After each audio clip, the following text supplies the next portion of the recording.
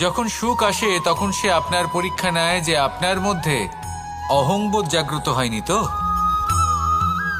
যদি অহংবোধ চলে আসে তাহলে সুখ সেখানেই সঙ্গ ত্যাগ করে।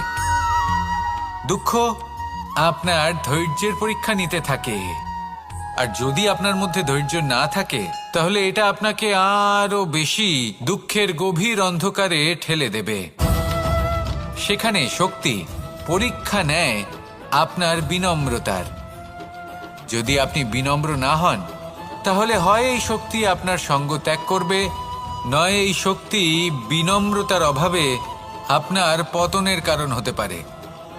এই সংসারে যে কোনো ব্যক্তি যিনি এই পরীক্ষায় উত্তীর্ণ হয়ে থাকেন, এই জীবনে তিনি সাফল্য লাভ করেন। আসুন আমার সাথে ভালোবেসে বলুন, রাধা রাধা।